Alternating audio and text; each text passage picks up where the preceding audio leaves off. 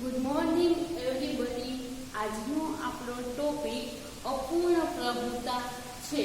અપૂર્ણ પ્રભુતા એટલે શું કે સમજતા પહેલા આપણે આપણા એક જોઈએ તો દરેકની અંદર જે જનીન છે એ કેવા હોય તેના બે પ્રકારો, જનીનિક રીતે બે પ્રકાર પડે તેના વિશે જોઈએ. તો પેલો જોઈએ તો ઇન્ટર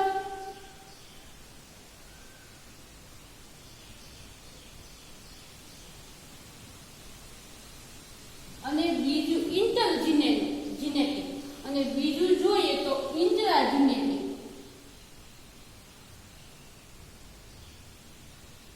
આ બે રીતના જનીન હોય.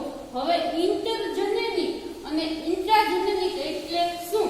તો પેલા જોઈએ તો કે રંગસૂત્ર, આપણા જે જનીન છે એ હંમેશા જોડમાં હોય.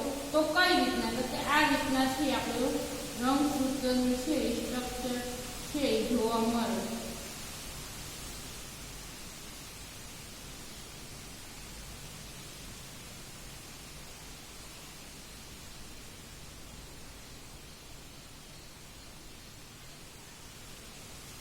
હવે આ રીતના જનીન છે એ હંમેશા છે એ જોડમાં હોય, આ 1 અને 2.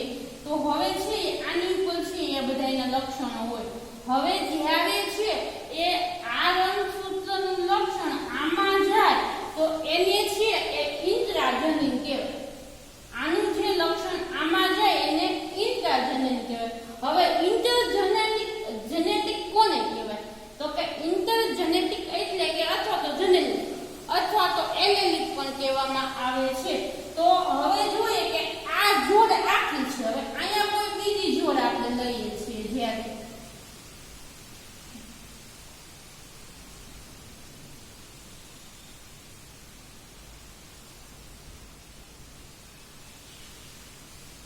હવે આ જોઈએ તો બીજી જોડ ઉપર હવે આ આખી જોડના જે લક્ષણ અથવા તો આના જનીન આ બીજી જોડ ઉપર છે એ લક્ષણ જ્યારે જાય તો એને કહેવાય ઇન્ટરજેનેટિક. રંગસૂત્રની અંદર આવી રીતના એટલે કે જનીનની અંદર આ લક્ષણો આ રીતના હોય. કાં તો જોડ હોય એમાંથી એકમાંથી બીજામાં જાય અથવા તો એવું પણ બને કે આમાંથી બીજી જોડમાં જાય તો એને કહેવાય ઇન્ટરજેનેટિક કહેવાય. હવે જોઈએ કે આપણે જોઈએ તો જે અપૂર્ણ પ્રભુતા છે એમાં ઇન્ટ્રાજેનેટિક પ્રકારની છે એ પ્રક્રિયા થાય એટલે એક જ જોડના લક્ષણ એકમાંથી બીજામાં જાય. એટલા માટે તો એ છે એ અપૂર્ણ પ્રભાવી.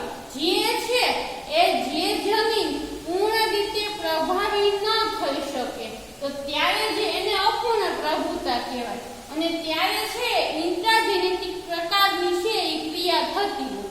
હવે આપણે જોઈએ આપણો ટોપિક કે અપૂર્ણ પ્રભુતા.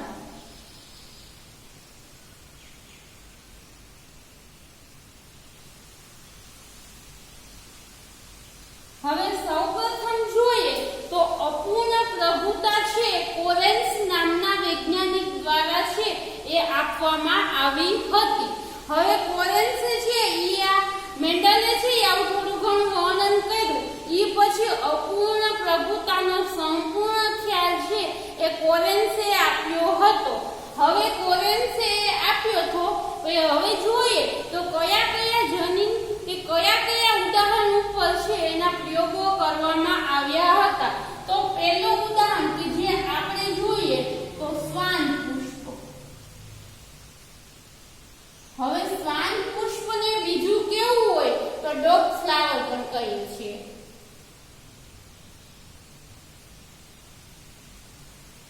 આ ડોગ ફ્લાવર છે એના ઉપર કરવામાં આવે. હવે સાઈડમાં આપણે તેનો ઇમેજ છે એ જોઈએ છીએ અહીંયા. હવે જોઈએ આ ડોગ ફ્લાવરની અંદર છે એ કરવામાં આવ્યો હતો. હવે એ કઈ રીતના કરવામાં આવ્યો એનું જોઈએ તો કે ડોગ ફ્લાવરની છે એ બે જાતિ લેવામાં આવી હતી. તો કે એક જાતિ છે એ જોઈએ તો કેવી હતી તો કે એક છે લાલ પુષ્પ હતા. આપણે અહીંયા ડોગ ફ્લાવરના લાલ પુષ્પ લઈ લઈએ.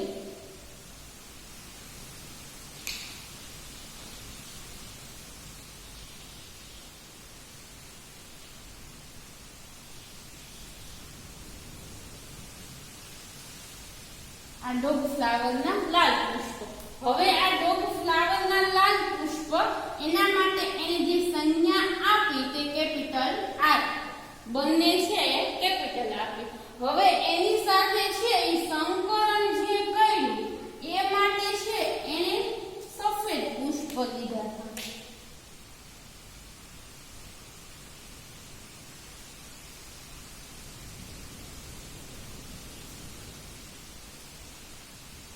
એક આપણે સફેદ પુષ્પ, જે આ સફેદ પુષ્પ.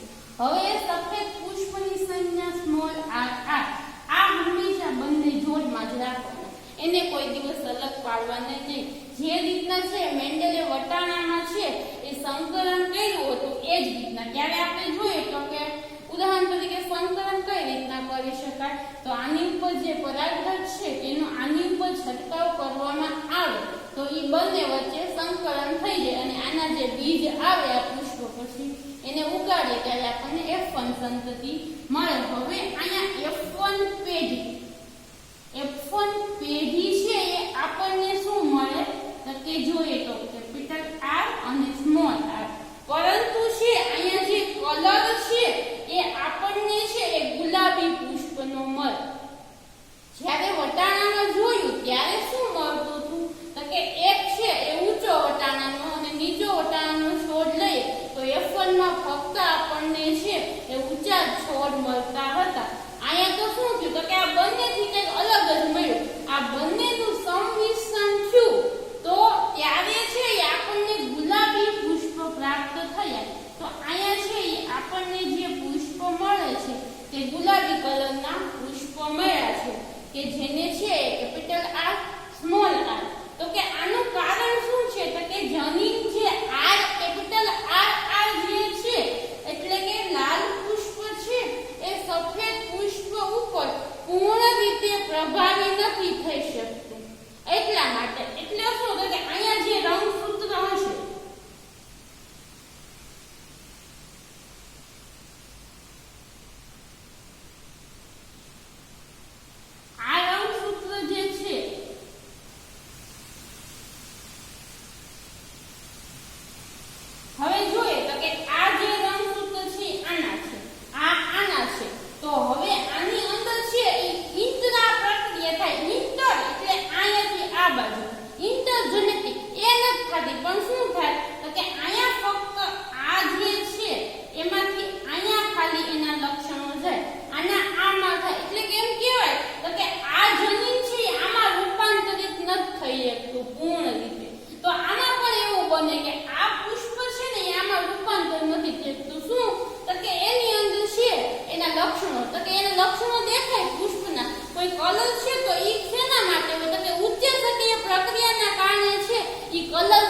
આપણને જોવા મળે છે. હવે અહીંયા ગુલાબી પુષ્પ મળ્યું એની આપણે F2 પેઢી મેળવી. કે હવે જોઈએ તો આપણને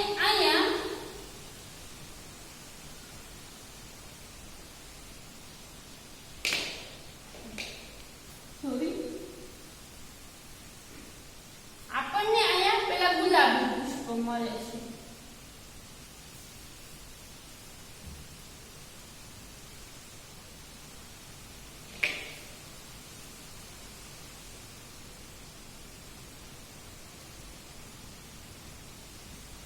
કે જેને આપણે કેપિટલ R સ્મોલ r તરીકે દર્શાવીએ છીએ.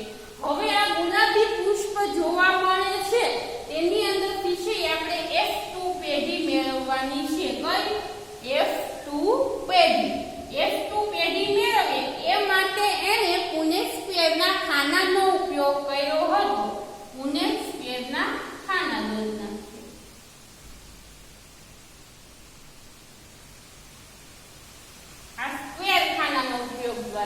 હવે જોઈએ તો એમાં પહેલા અહીંયા શું આવશે કેપિટલ R, અહીંયા કેપિટલ R, અહીંયા સ્મોલ r, અહીંયા સ્મોલ r. હવે આપણને ખ્યાલ હોય તો અહીં કઈ રીતના હોય તો કે પહેલા આ બાજુથી આપણે કેપિટલ R લીધું, અહીંયા કેપિટલ R લીધું.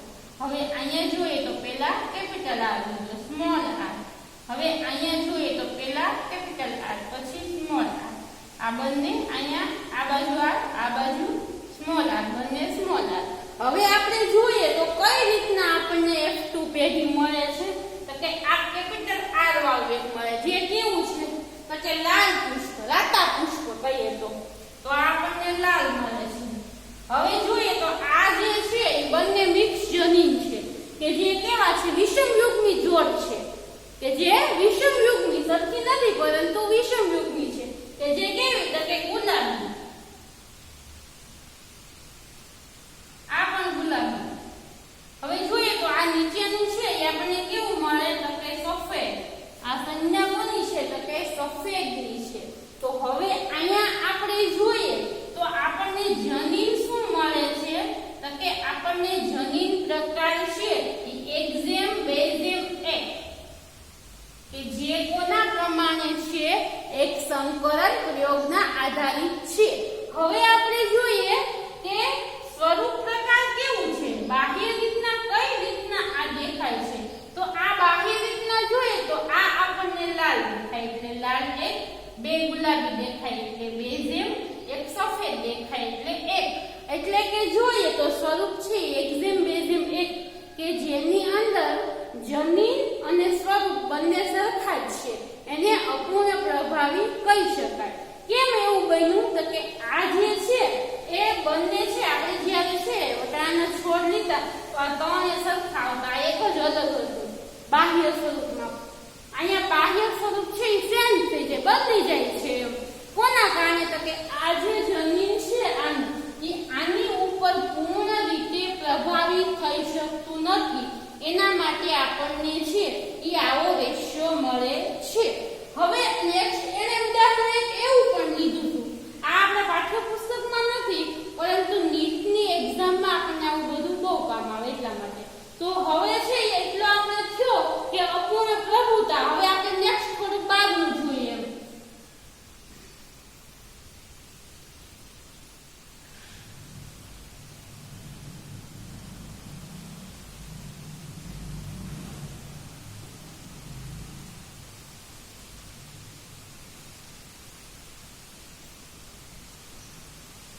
હવે બીજું ઉદાહરણ જોઈએ તો એને એક પુષ્પ લીધા હતા એક બીજા ઉપર આવો પ્રયોગ કર્યો કે જેનું છે એ નામ જોઈએ તો મીરા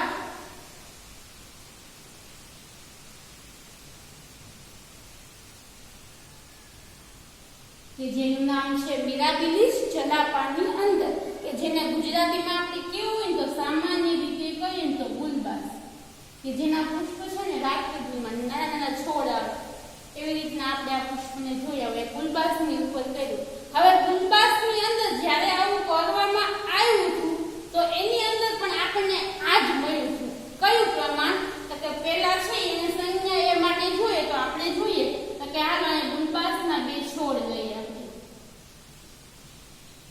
સોરી ગુલબાસનું પુષ્પ લઈએ હવે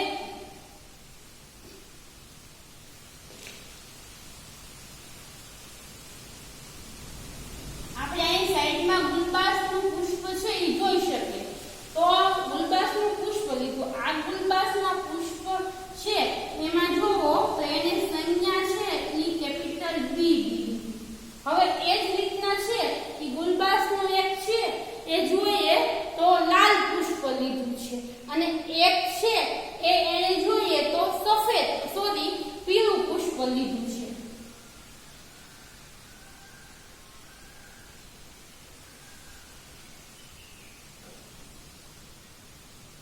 કે જેના માટેની સંજ્ઞા છે સ્મોલ બી અહીંયા છે એ લાલ આ બંને પુષ્પ વચ્ચે સંકલન કરાવીને કેપિટલ બી અહીંથી સ્મોલ બી મેળવી અને આ જે પુષ્પ મળ્યો છે એનો કલર છે એને ગુલાબી મળ્યું આ ગુલાબી પુષ્પ મળ્યું એની F2 પેઢી લીધી ત્યારે એને ગુલાબી છે આ જ રીતના પછી જોઈએ તો આપણે આ નામ મૂકી દીધું એને લીધું આગળ પાછા આ કેપિટલ મૂક્યું અને એક્ઝેમ બેઝેમ એકનું જે પ્રમાણ આવ્યું એ ઓલાની જેમ સેમ જ આવ્યું એ પણ ગુલબાસની અંદર આવું થયું હવે નેક્સ્ટ એક ઉદાહરણ લીધું એના વિશે જોઈએ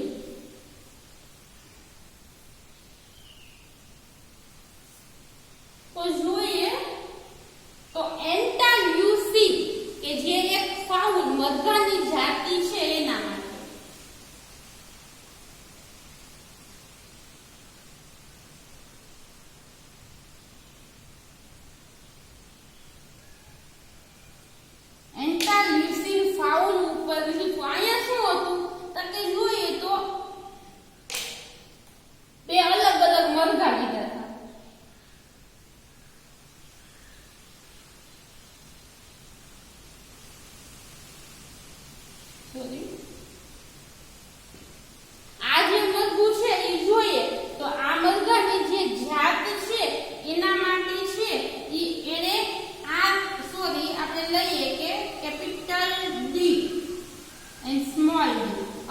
સોરી ડબલ કેપિટલ ડી એનો કલર છે એ કેવો છે તો કે આ જે કલર છે એ કાળા કલરના મરઘા છે. કેવા? કાળા કલરના મરઘા. હવે કાળા કલરના મરઘાની જોડે એને એક સફેદ કલરના મરઘા લીધા હતા.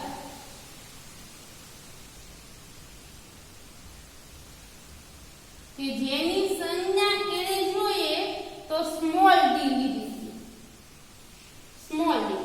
હવે ઈ બંને વચ્ચે એને સંકલન કરે અને જે મરઘાની જાત મળી હતી એ જોઈએ તો એને ભૂરા કલરના મરઘા પ્રાપ્ત થયા. અહીંયા એને જે મરઘા લીધા હતા એને ભૂરા કલરના મળ્યા હતા. ઈ કેવા હતા કે capital D sorry and small D કે જે બંનેનું જનીન મિક્સ થયું. આ પણ શેના કારણે તો કે અપૂર્ણ પ્રભુતાના કારણે. હવે છે આપણે નેક્સ્ટ જોઈએ.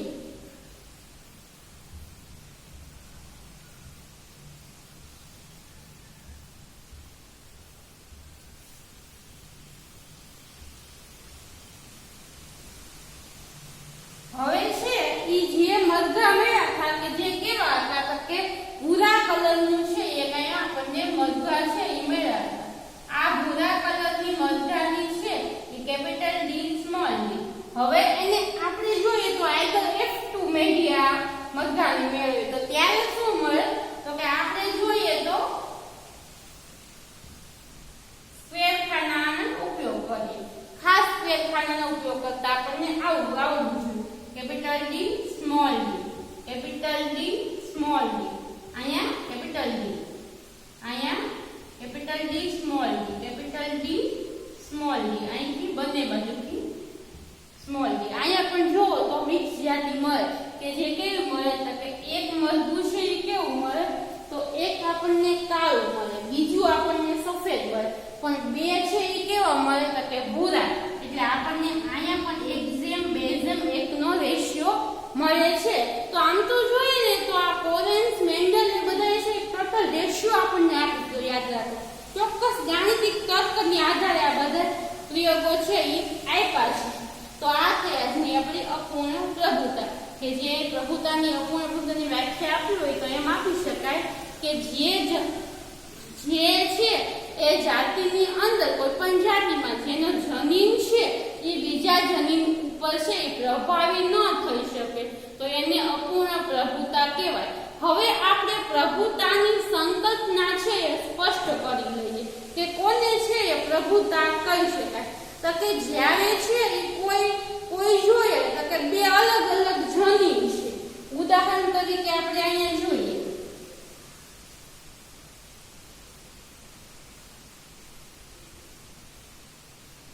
કે હાલો એક છે આવું જનીન છે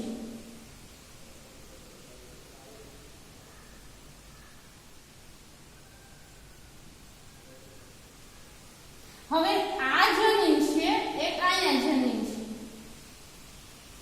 હવે આ જનીનની જે જોડ છે એના લક્ષણો છે એ જોઈએ તો આ જનીન ઉપરથી જે લક્ષણો છે આના ઉપર છે એ નથી આવી શકતા તો ત્યારે છે એ અપૂર્ણ પ્રભાવિતા છે એ બને. કેમ તો કે આની અંદર જ તે ટ્રાન્સફર થાય આની અંદર ને આની અંદર તો જ્યારે છે આમાં જે ટ્રાન્સફર થઈ જાય તો આ પ્રભાવિત એટલે શું થયું તો કે આની અંદર જે ઉચ્ચેશક રહેલું છે એ આની અંદર સંપૂર્ણ છે રૂપાંતરિત થઈ ગયું. આ રૂપાંતરિત થઈ ગયું એટલા માટે આ પ્રભુતા ને આ પ્રસન્ન આ પ્રભાવી જનીન આ પ્રભાવી બનશે આ પ્રસન્ન બનશે તો કે આની અંદર એમાં રૂપાંતર કરવાનું આના જે ઉચ્ચેશકો છે એને રૂપાંતર કરવા માટે એ કાર્યશીલ છે. ઘણી વખત એવું પણ બને કે કાર્યશીલ ન હોય કે હોય જ નહીં. ઘણી વાર ઉચ્ચેશક પણ ન હોય કે કાર્યશીલ પણ ન હોય એટલે હોય તો એ પૂર્ણ રીતે કાર્ય એટલે બિન કાર્યશીલ પણ હોય છે. તો આ થઈ પ્રભુતાની સંકલ્પના. તો હવે નેક્સ્ટ આપણે આગળ પછી જોઈશું એ સહલગ્નતા. Thank you everybody.